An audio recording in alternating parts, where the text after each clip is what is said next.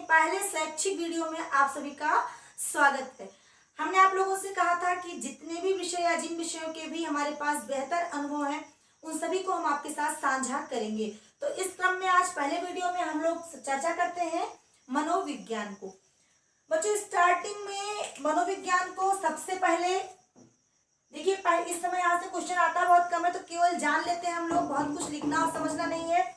सबसे पहले मनोविज्ञान को किस चीज का विज्ञान कहा गया? मन का विज्ञान कहा गया, इसीलिए इसको मनोविज्ञान कहा गया। साइकोलॉजी शब्द से बना है, जो कि लैटिन भाषा के साइकी प्लस लोगास से बना हुआ है, ठीक है। और साइकी प्लस लोगास का मतलब निकालने पर बनता है आत्मा का विज्ञान। तो पहले आत्मा का विज्ञान बना, लेकिन आत्मा शब्द था जो था वो केवल किसको जो है निर्धारित कर रहा था, निरूपित कर रहा था? केवल सजीव व्यक्ति, भी मनुष्यों की चर्चा कर रहा था। कभी कुत्ते की आत्मा भटकते देखी है? नहीं ना। तो इसलिए अन्य मनोवैज्ञानिकों ने पूछा कि आत्मा का स्वरूप क्या है, आत्मा कैसा है, किस आत्मा का निरूपण ये मनोविज्ञान करेगा। और सही तर्क न मिलने के बाद फिर मनोविज्ञान को मन का विज्ञान कहा जाने लगा। कुछ समय पश्चात मनोविज्ञान को मन का विज्ञान कहा गया, आत्मा का विज्ञान कहा गया, फिर चेतना का विज्ञान कहा जाने लगा। चेतना के भी कई स्वरूप होते हैं, अर्धचेतन, अचेतन, अचेतन। और ये भी नहीं निर्धारित हो पाया कि किस प्रकार की चेतना का अध्ययन मनोविज्ञान करता है।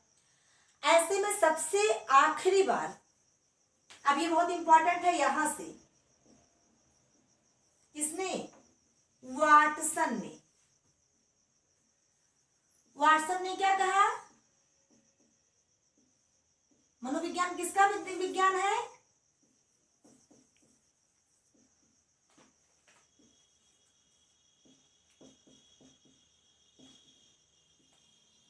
मनोविज्ञान व्यवहार का विधायक विज्ञान है, यानी सभी के व्यवहारों को, मनुष्य, पशु, पक्षी, जीव जंतु, सभी के पागल, इसमें सभी आ जा रहे हैं। सभी के व्यवहारों का अध्ययन करने वाले विज्ञान को हम लोग क्या कहते हैं? मनोविज्ञान कहते हैं। देखिए, मनोविज्ञान पढ़ने के क्रम में अब जो आपका चैप्टर है उसका नाम है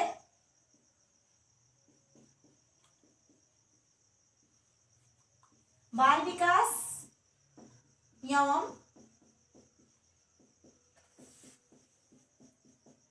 शिक्षा शास्त्र। ये आपको पढ़ना है। तो हम लोग ऐसे देखते हैं, यहां से क्या पढ़ना है और यहां से क्या पढ़ना है, समझ रहे हैं ना। तो सबसे पहले हम लोग यहाँ देखते हैं, हमको यहाँ क्यों पढ़ना है और क्यों हम लोग बाल विकास पढ़ रहे हैं। जो भी लोग, अब तो मनोविज्ञान हर क्षेत्र में आ रहा है, लेकिन बाल विकास मुख्य रूप से शिक्षा क्षेत्र में ही पढ़ाया जाता है। ऐसा इसलिए क्योंकि आप जब टीचर बन के जाएंगे तो किसके बीच में जाएंगे? बच्चों के बीच में जाएंगे। और बच्चों के बीच में जाने के लिए बच्चों के मन के बारे में, बच्चों के स्वभाव के बारे में, बच्चों के व्यवहार के बारे में जानना आपके लिए बहुत ही जरूरी है। इससे आपको उनको सिखाने में आसानी होगी। तो यहाँ से हम लोग को क्या क्या सीखना है? सबसे पहले हम लोग सीखेंगे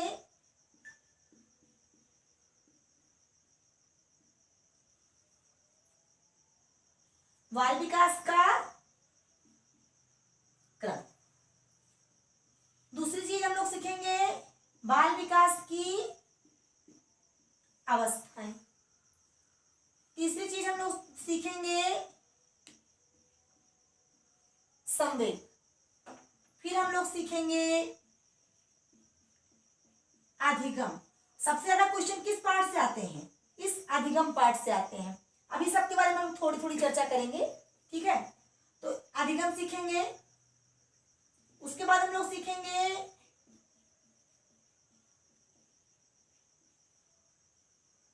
क्या सीखेंगे? बुद्धि परीक्षण सीखेंगे।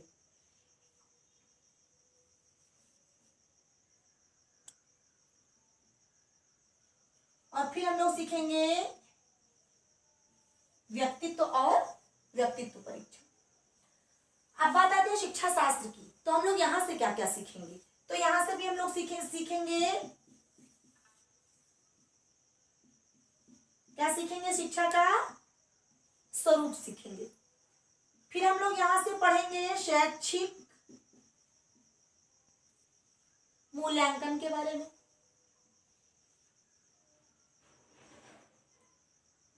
उसके बाद हमें एक चीज पढ़नी होगी,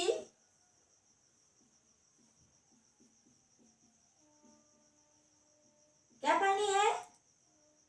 राष्ट्रीय शिक्षा नीति।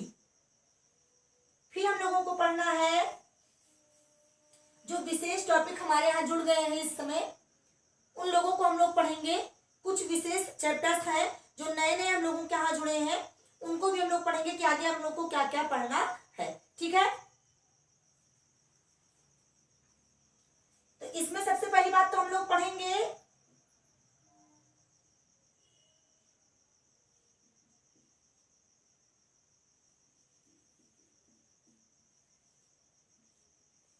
बाल अपराध, हम लोग को पढ़ना है। ठीक है,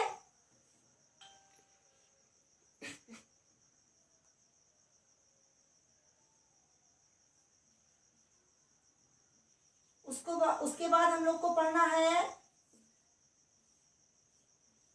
समायोजी शिक्षा। ठीक है, उसके बाद हम लोगों को पढ़ना है समायोजी शिक्षा के योजना और प्रारूप, और फिर हम लोगों को पढ़ना है, क्या पढ़ना है, शिक्षण। इतना हम लोगों में आता है। अभी आप लोग को लग रहा होगा कि नहीं बहुत कुछ आता है, तो बहुत कम है, तो हम लोग देखते हैं कैसे कैसे और क्या क्या आता है और क्यों इतना ही आता है।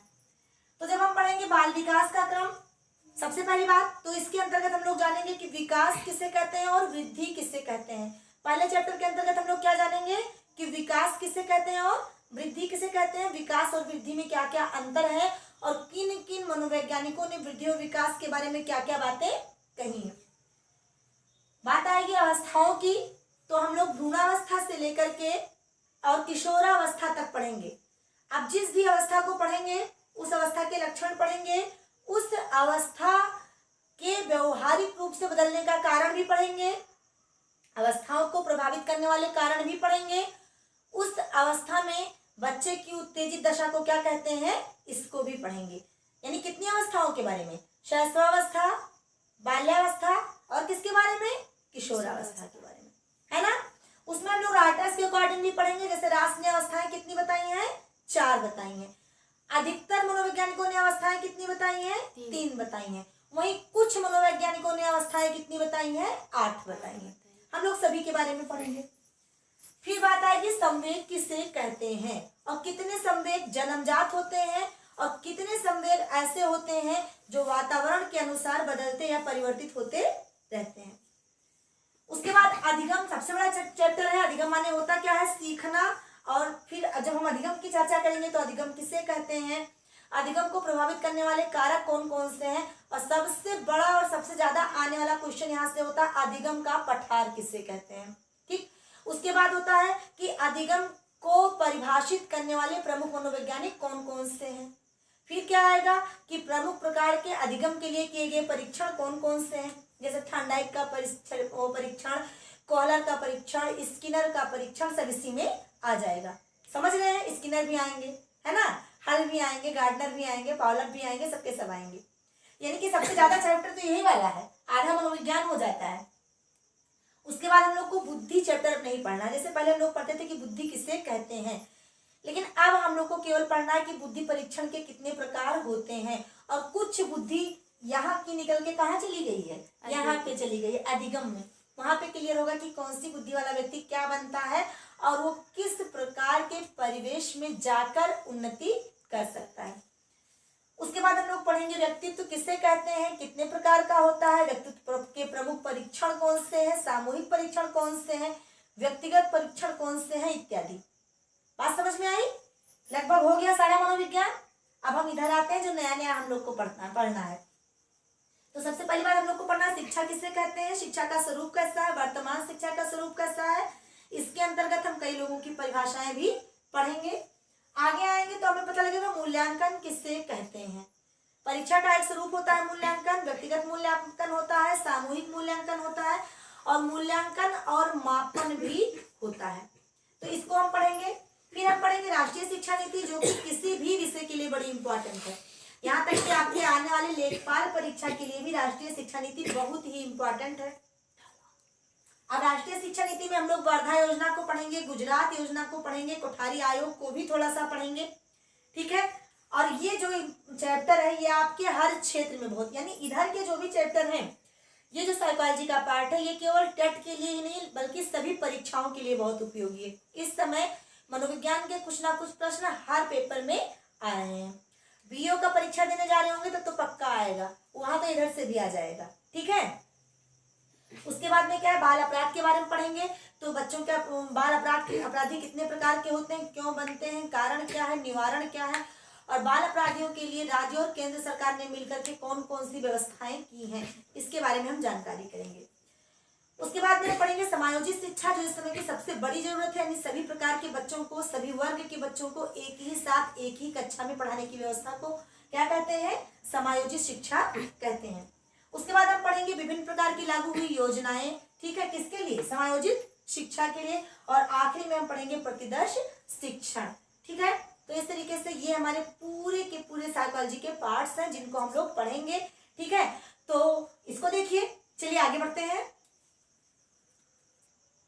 चलिए हम लोग स्टार्ट करते हैं लेसन फर्स्ट से, चैप्टर फर्स्ट से। क्या स्टार्ट करेंगे यहाँ हम लोग,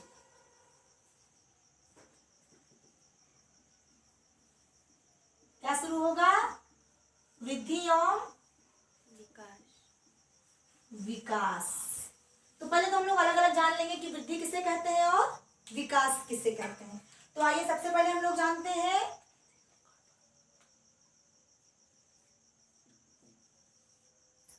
वृद्धि किसे कहते हैं, ठीक। तो संक्षिप्त रूप से क्या होगा, एक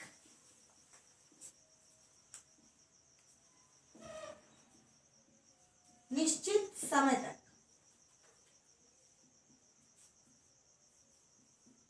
होने वाले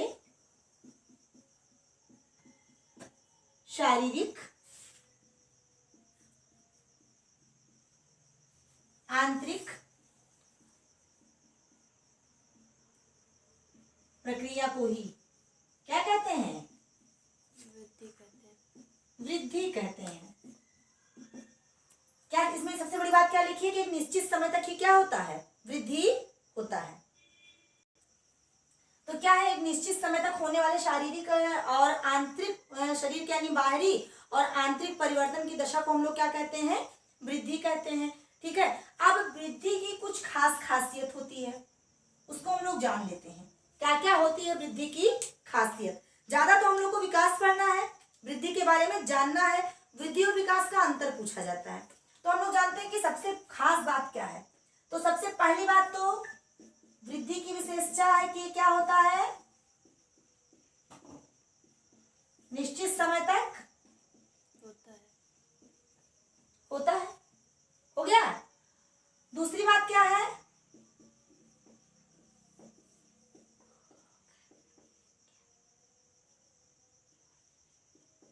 आहार विहार हुआ,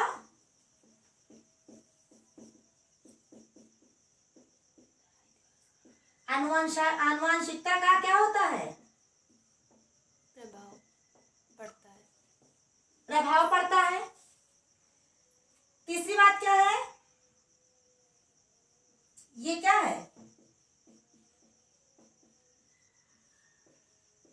विकास का क्या है,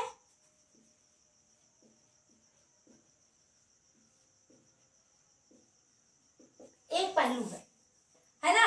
अच्छा, उसके बाद क्या है,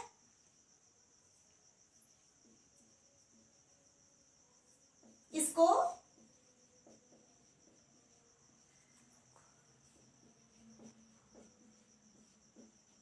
आकार प्रकार से क्या किया जा सकता है, पहचाना या फिर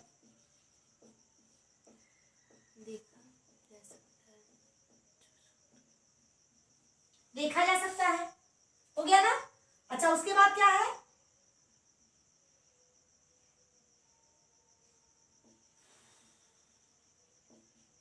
सबसे बड़ी बात, बुद्धि से इसका कोई भी संबंध नहीं है ना। इसको एक बार समझ लेते हैं क्या क्या कह रहा है ये। देखिए, सबसे पहली बात तो ये क्या कह रहा है कि निश्चित समय तक होता है। तो वृद्धि जो होती है निश्चित समय तक होती है। अभी आगे हम लोग जानेंगे विकास के क्रम में कि लड़कियों की जो वृद्धि होती है वो मिनिमम कितने वर्षों तक की होती है, 16 से 18 वर्षों तक होती है। वहीं लड़कों की वृद्धि कितने टाइम तक होती है, 18 से लेकर के 21 वर्षों तक होती है। ठीक, इसलिए पता लगना वृद्धि का टाइमिंग क्या होता है, निश्चित होता है। उसके बाद क्या है कि आहार विहार और अनुवांशिकता का प्रभाव पड़ता है। अभी देखो अनेक प्रकार की चीजें हैं जो आप पर्यावरण में पढ़ते हैं। प्रोटीन खाएंगे तो क्या होगा, हमारी त्वचा अच्छी रहेगी, त्वचा का आकार अच्छा रहेगा और वृद्धि में भी परिवर्तन होगा, है ना। इसी तरीके से वसा ज्यादा खा लेंगे तो क्या हो जाएगा, मोटापा बढ़ जाएगा। कार्बोहाइड्रेट अगर ठीक ठाक खाएंगे तो क्या होगा, ऊर्जावान हो जाएंगे।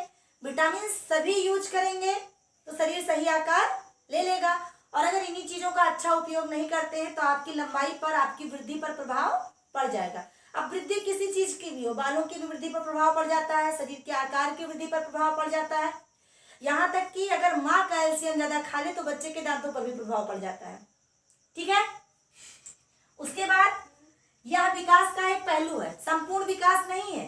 क्या है, ये केवल विकास का एक छोटा सा पहलू है। विकास एक कैसी प्रक्रिया है, सार्वभौमिक बहुत ही विस्तृत प्रक्रिया है, और वृद्धि क्या है, बहुत ही संकुचित प्रक्रिया है। और इस प्रक्रिया में क्या होता है कि ये केवल एक पहलू है विकास का, बाकी नहीं है ना। उसके बाद इसको आकार अभी हम लोग नाप वाप के देख लेते हैं ना, कितने सेंटीमीटर बढ़े, कितने इंच बढ़े। और पढ़ते समय भी हम लोग क्या पढ़ेंगे कि बाल्यावस्था में वृद्धि कितनी तेज होती है, किशोरावस्था में, शैशवावस्था में कब कितनी तेज वृद्धि होती है। उसके बाद क्या है, बुद्धि से इसका कोई संबंध नहीं है, यानी ऐसा कोई प्रूफ नहीं है कि जिसके पास बुद्धि ज्यादा होगी उसकी लंबाई ज्यादा होगी, कम होगी तो कम हो जाएगा, ऐसा कुछ बिल्कुल भी नहीं है। ठीक है, तो ये प्रकार किसका है, वृद्धि का। आइए अब देखते हैं विकास। तो आइए हम लोग पढ़ते हैं कि विकास का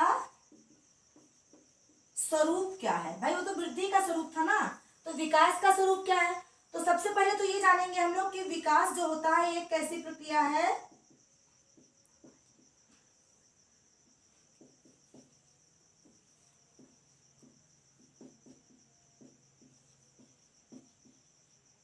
कैसी प्रक्रिया है, एक सामाजिक प्रक्रिया है। और एक दूसरी बात है कि ये